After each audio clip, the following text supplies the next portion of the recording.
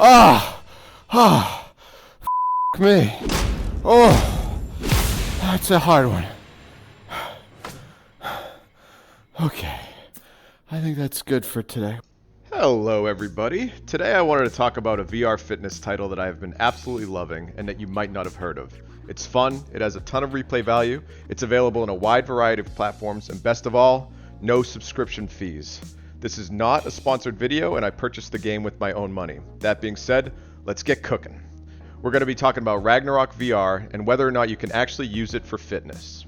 To answer this question, I got real sciencey. I used the chest strap style heart rate monitor, which allows you to see my real-time beats per minute in the lower left-hand corner.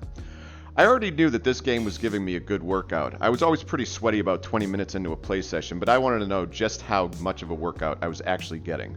My thought was this: I'm literally just standing there swinging my arms around. How much exercise am I really doing?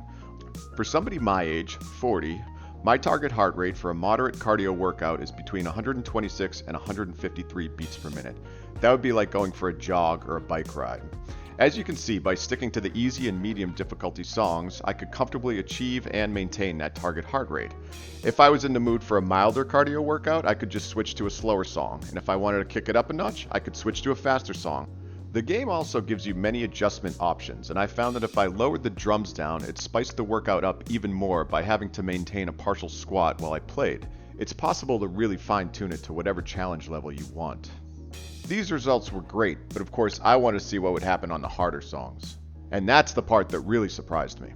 For this, I loaded up one of the hardest maps I have, a hellish 5-minute beast of a song called Battle for Camelot, and I threw myself at the mercy of the music.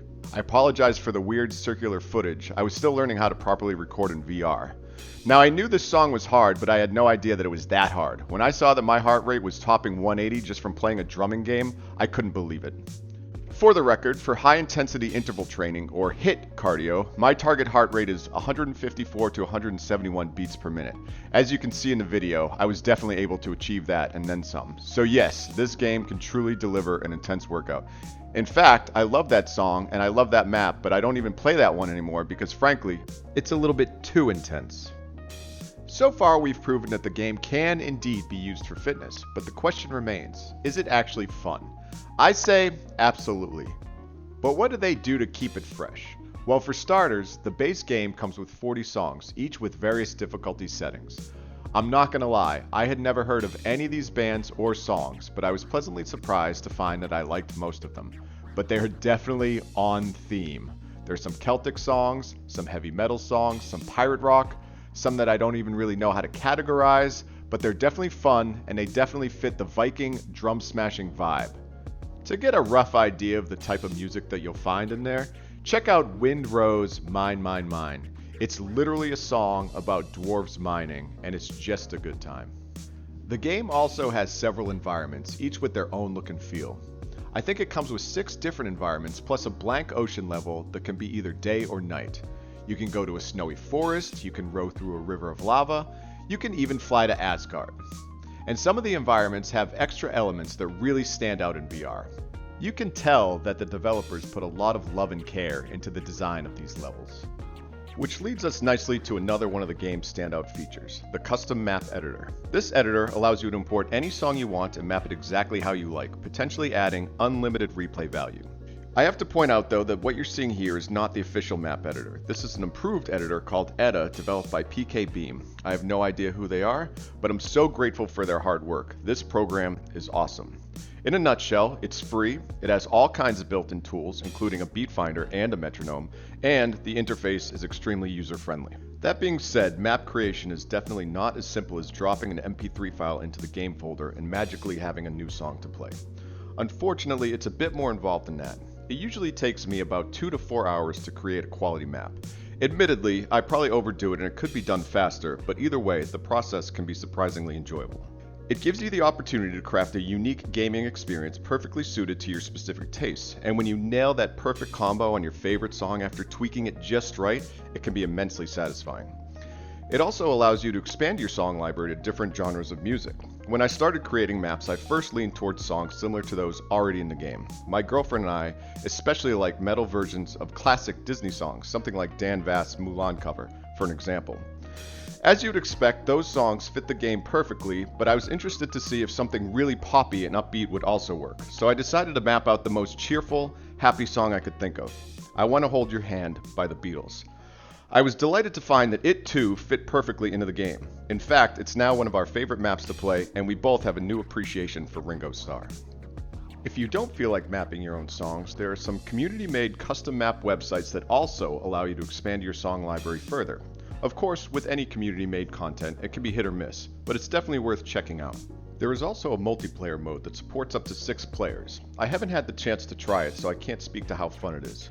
For solo players like me, there's a ghost ship that's a record of your personal best, and it definitely adds a nice element of competition, even when you're playing alone.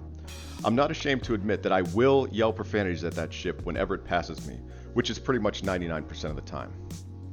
It's also a great game for people who are new to virtual reality because it's so easy to pick up and it's fun to watch your friends play. Then, after 3 or 4 songs, you can tell them, hey, congratulations, you were just accidentally working out. Another interesting point is that this game does not seem to trigger motion sickness. You would think being on a boat in virtual reality would be doubly nauseating, but for whatever reason, that's just not the case here. My girlfriend is very prone to motion sickness. She can get queasy just watching me play a game. Please, hold your jokes till the end. But she can play this game all day without getting a hint of nausea, which is pretty rare for her in VR. So far, this video has basically been a love letter to this game, but is there anything that I don't like about it? The answer is yes. There are a few small things that I think could be improved or changed that would make it even better. For starters, although I enjoy the included music, it's the way that some of the songs are mapped that annoys me.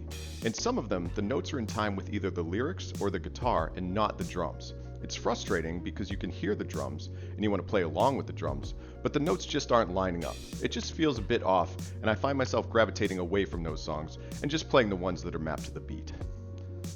Another thing that could be improved upon is the ghost ship system.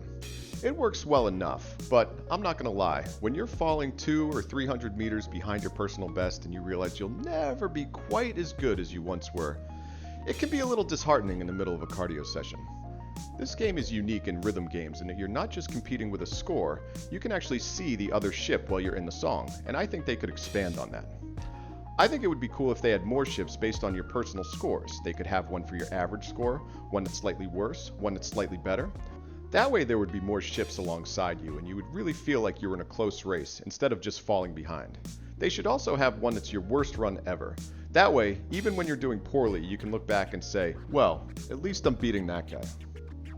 So there you have it. Those are my thoughts on Ragnrock VR with a focus on fitness. And I want to take a second here at the end to get a little preachy. One of the reasons I'm so excited to talk about this game is that I think titles like this will really help push VR into the mainstream. Not everybody cares about gaming, but pretty much everybody cares about fitness and health. Here you have something that makes exercise fun. That has broad appeal, and I think that should be emphasized. And I think there should be a bigger push for titles like this as exercise apps.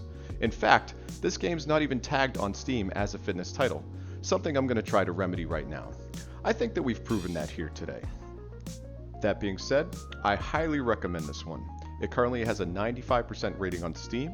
It's regularly $24.99, but it goes on sale multiple times a year, and I've seen it as low as $9.99. If you're looking for a fun fitness app with no subscription, this is a great choice. Thanks for watching.